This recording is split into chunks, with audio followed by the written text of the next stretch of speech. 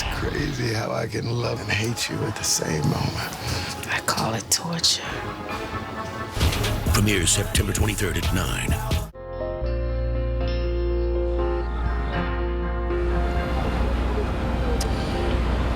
Welcome back, and I think this is the first time, Rosanna, that the World Trade Center, the new World Trade Center, is open. All of it. All of it Yeah. since September 11, 2001. We think the building is spectacular. So is the museum. So is the memorial. Rosanna and I have been here, gosh, I guess you and I together ever since 2008. Right, but both of us have been down here at various times. I was here the day after September 11th, September 12th, anchoring the news with John Rowland. And it was something out of a movie, a horror movie. You couldn't believe this happened to our city and to our family and friends. Look at how far we've come, though, since. Folks, one of the things Rosanna and I were also talking about, what we think of, and do we think of anybody in particular on 9/11 more than others? And for me, it's Tommy Brennan. He was an English classmate of mine. He died. He was 32 years old and an investment banker in Tower 2. He was married to his wife, Jennifer. Had just become a father. 2 weeks prior, he moved into a house in Westchester. We were not close in high school. He sat on one end of Mr. McGowan's class. I was on the other, but he was a quiet kid, but a nice guy, and nobody had a problem with him. He was kind of like friendly with everybody. That's nice. Father Michael Judd. In fact, Father Judge was one of the first reported fatalities. He ran in there. He was the chaplain for the fire department, and he ran into the North Tower when he heard about this. He wanted to be alongside the men and women of his department, and he died when the buildings came down. And there is such a both haunting and beautiful photograph of him Father being Judge when he's out. being removed. Yes. Maybe we'll show that to you later. All right. And also there's so many other people. Michael Carroll, who was on Ladder Company 3. They made it up, well, I think, to the 30-something floor to help people out. He never made it out, though. Well, folks, it is a somber time, but it's, as we've been discussing, not a somber place. It really has come back. We'll have a bit of a tour of this area. Former Mayor Giuliani joins us in a little bit, but first, let's talk the weather. Yeah. So far, it looks like the weather is holding out for the ceremony today, Michael. Yeah, things, as you mentioned, in some of the years past has been a little bit dicey, but today and this year, it looks like we're going to see things improving as time goes on. We did have some rain in the overnight hours, but it's now coming to a close for us here this morning as the rain clears the area completely later on this afternoon. Now, Saturday, it's going to feature a couple of things. It'll start out nice and dry and sunny. Our temps really won't be bad at all as we make it into the lower 80s once again, but the showers do come in later on in the evening, mainly late in the evening is what it looks like here in the overnight hours between Saturday into Sunday. That's when we're going to have some rain making the comeback, and then it stays unsettled as we head through the day on Sunday with more showers expected. It doesn't look like the whole thing clears the area completely until Monday. But anyhow, here's what we have for you today. The rain is moving away from us. You can see that area of low pressure, that counterclockwise turn making its way off the New England coast there.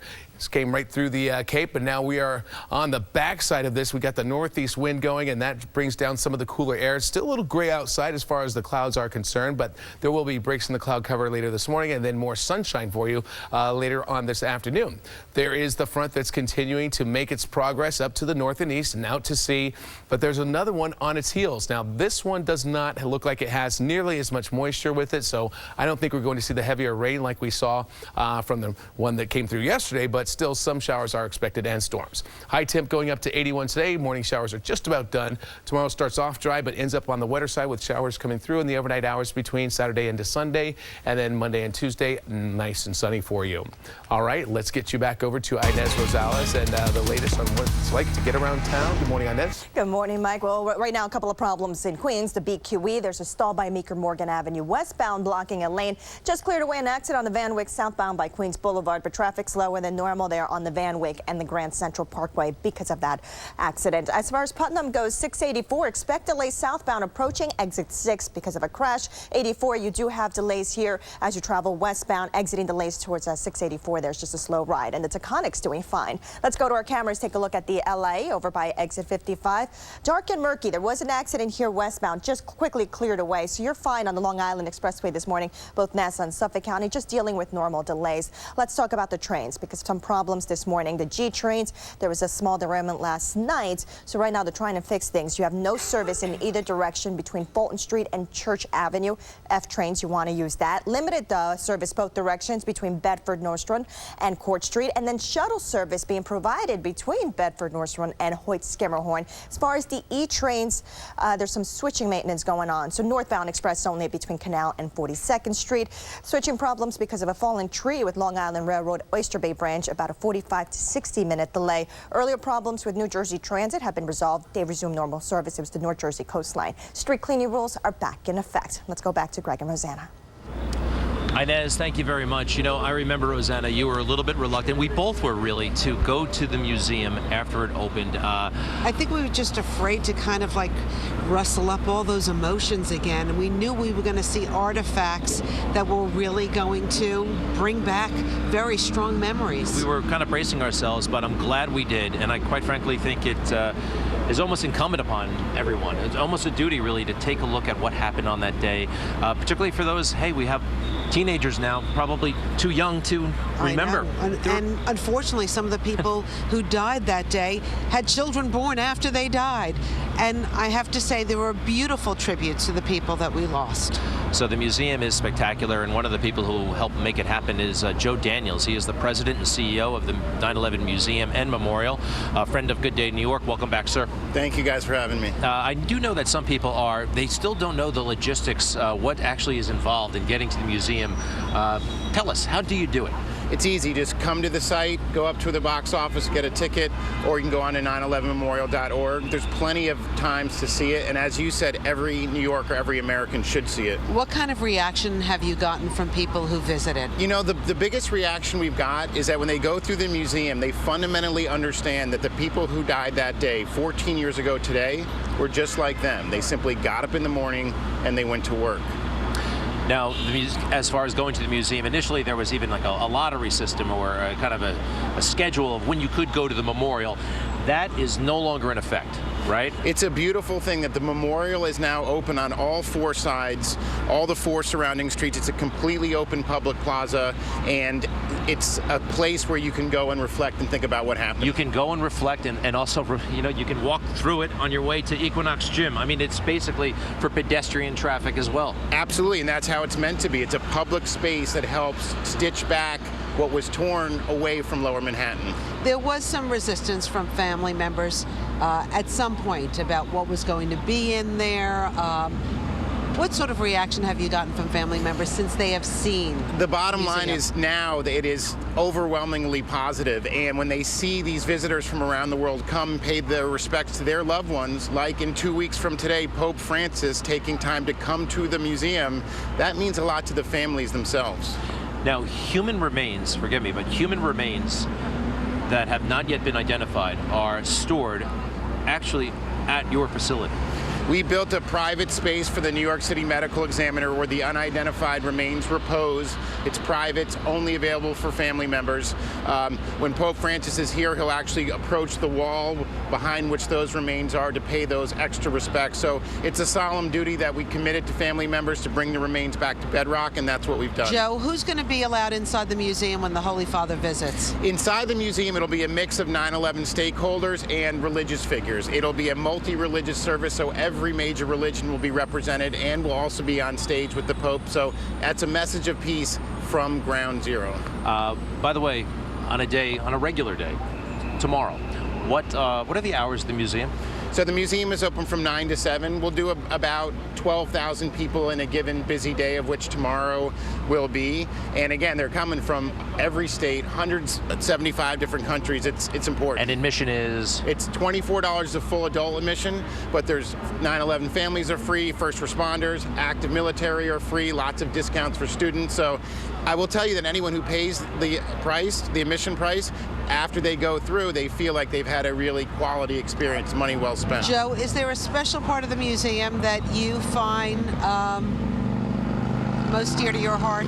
You know, there's lots of different ones, and it depends, but just recently I sat through our exhibition on Flight 93, and to hear those stories where it was the only plane where the passengers knew for sure that other planes had been flown into the buildings, and to hear their words of coming together to stage that counterattack, it makes me feel proud to be an American every single time I hear it. Wow. And that's very interesting. And if you haven't seen the movie United 93, I recommend it. It is tough to watch. Absolutely. But that plane took off from Newark and crashed in Shanksville, Pennsylvania. I believe, and you'll have the answer to this, the memorial there is open for the first time this year. Exactly. So they've opened up just yesterday on the 10th, and it's an absolutely gorgeous place, and it's obviously very different. We're in New York City, millions of people. They're in a field in Shanksville, so it's a much different kind of pilgrimage, but it's incredibly important to see as well. Thank you, Joe Daniels. We really appreciate it. Thank you, guys. All right, Joe Daniels from the 9/11 Museum and Memorial. All right, folks, we're going to take a quick break, and Rosanna, again, it's a solemn day, solemn time, but this is a great place. It really has been so revitalized down here. Business back to normal down here. You see traffic, you see people with their families, dogs running in the park, children going to school with their parents. And by the way, Joe, stay with us for a second. That thing that looks like a pterodactyl, yes. The white structure, what is that? So that is the World Trade Center Transportation Hub designed by Santiago Calatrava. It's the Port Authority pass station, and it's a phoenix. It's rising from the ashes, and it certainly makes an architectural statement. That's beautiful. It really is pretty inside, too. Fox 5, Good Day New York continues. Dunkin' Donuts dark roast coffee is deliciously roasted for a bold start. Bridge coming off the Grand Central Parkway, traffic slow because of an accident. GWB upper level 40 minutes, 20 on the lower. Right now 495, a 45-minute delay. As for the Holland Tunnel, if you're taking either approach 1 and 9 or the Turnpike, it's about 15 to 20 minutes. I guess we're going back outside. Yeah, hi Inez, thanks a lot. I'm showing Rosanna the neighborhood. She knows the World Trade Center. She knows the museum, the memorial, even some of the restaurants.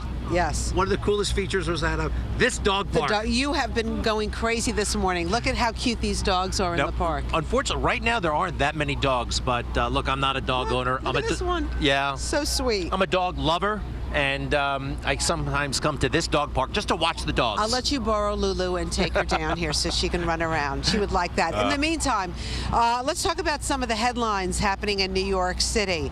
The police commissioner is apologizing to a former tennis professional, James Blake. Yeah, you heard by now that he was wrongly arrested. Cops got the wrong guy, and apparently he was kind of roughed up. So the commissioner has apologized to James Blake. So has the mayor, and the police officer involved, he's in trouble. Let's go to Juliette Huddy for more on this. Hi, Juliette. Hi there. Yes, Commissioner Bratton reached out to him by phone. On Wednesday, Blake was mistakenly tackled and handcuffed by 5 plainclothes detectives who were there working on an undercover sting, trying to capture suspects in an identity theft ring. The police commissioner says he saw surveillance video of that incident, and there will be a departmental meeting regarding that incident later today. Greg and Rosanna interviewed the police commissioner earlier on this morning. Listen to what he said. We had a probably 10-15 minute conversation. He agreed to meet with our internal affairs investigators to help facilitate the investigation. They were going up to meet with him yesterday with his attorney. I informed him the mayor was looking to talk with him also and trying to set up that conversation. And he's very gracious on the phone and was very interested in working with us to resolve the issue that he found himself caught up in. Now, just to clarify, he says he is referring to James Blake, the tennis player. James Frascatore is the officer accused of doing that body slamming. He has been placed on desk duty, and an internal investigation is underway. And by the way, he reportedly has a checkered past that includes 5 civilian complaints in just 7 months and 2 excessive force lawsuits as well. Greg and Rosanna, back to you. All right, we thank you, Juliette. All right, we are going to stay here and remember all those that we lost on that day, 9/11/2001. And we'll be talking to former Mayor Giuliani, Rudolph Giuliani. He was in office that day, and by about all accounts, he did a spectacular job leading the city during that difficult time. We'll be right back. Engaging, relevant.